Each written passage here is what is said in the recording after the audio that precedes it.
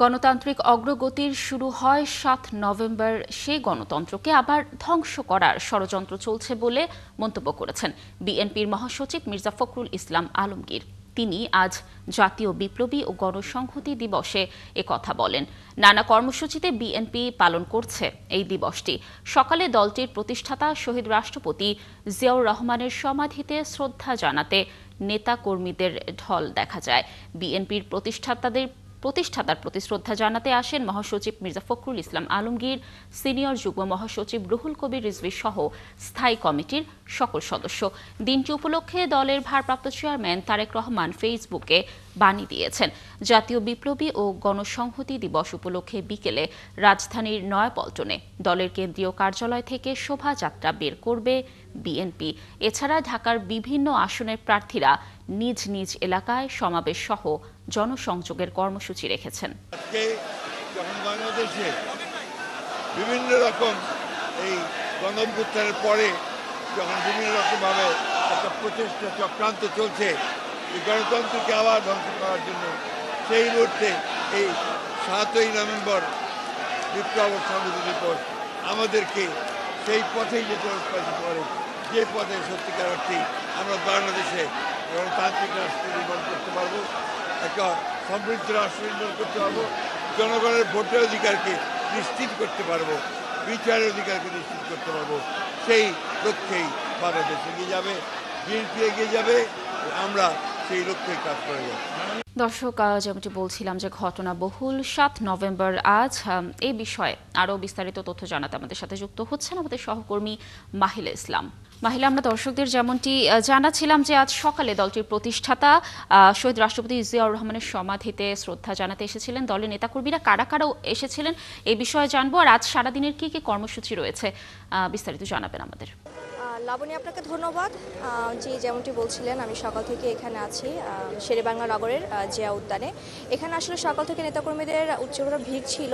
নেতাকর্মীরা তারা ফুল নিয়ে এসেছিলেন এবং এখানে বেলা 10টার সময় স্থায়ী কমিটির সদস্য গয়েশ্বরচন্দ্র রায়, আব্দুল মঈন খান এবং নজরুল ইসলাম খান, সালাউদ্দিন আহমদ এবং স্থায়ী কমিটির প্রায় সকল স্থায়ী কমিটির সদস্যের সাথে দলের মহাসচিব মির্জা ফখরুল ইসলাম আলমগীর এসে ফুল দিয়ে শ্রদ্ধা নিবেদন জানিয়েছেন।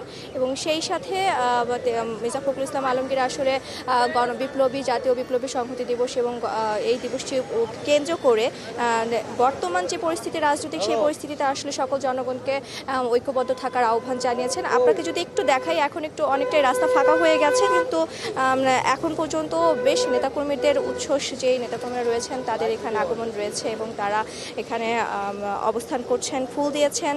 এবং তারা আসলে যদি দু একজনের সাথে কথা বলি যে এই বিপ্লবী গণসংহতি দিবস উপলক্ষে তাদের মনের ভাবগুলো, যে আসলে তারা কি বলতে চাচ্ছেন, যদি একজনকে বলি, আসলে একটু বলেন তো ভাই, একটু বলেন যে এই দিনটা উপলক্ষে কেন্দ্র করে আসলে আপনারা যেখানে ফুল দিতে এসেছেন, তো এখানে আসলে এই দিনটাকে কেন্দ্র করে দলের নেতাকর্মীদের উদ্দেশ্যে আসলে আপনারা কি বলবেন?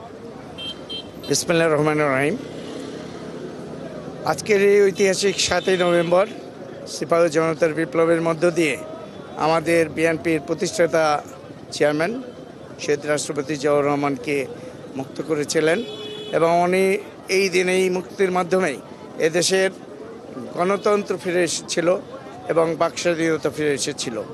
আজকে এই দিনে আমরা আমাদের যে নেতাকর্মীরা সবাই এখানে এসেছিলেন ওনার সমাধিস্থলে শ্রদ্ধা নিবেদনের জন্য।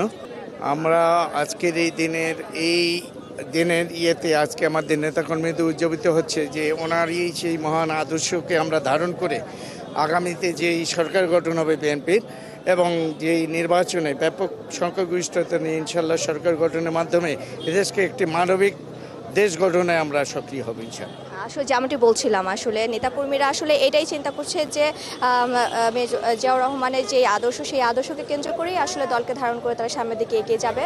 তো এই ছিল জিয়া উদ্যান থেকে আমার এখানকার সবশেষ পরিস্থিতি। লাবণী। মাহিলা, ধন্যবাদ আমাদের সাথে যুক্ত থাকার জন্য। আপনি থাকুন সেখানে। নিশ্চয়ই আমরা সারাদিনের আরও কর্মসূচির ব্যাপারে পরবর্তী সংবাদ সংযোগগুলোতে আপনার মাধ্যমে দর্শকদেরকে জানানোর চেষ্টা করব। দর্শক যুক্ত ছিলেন আমাদের সহকর্মী মাহিলা ইসলাম।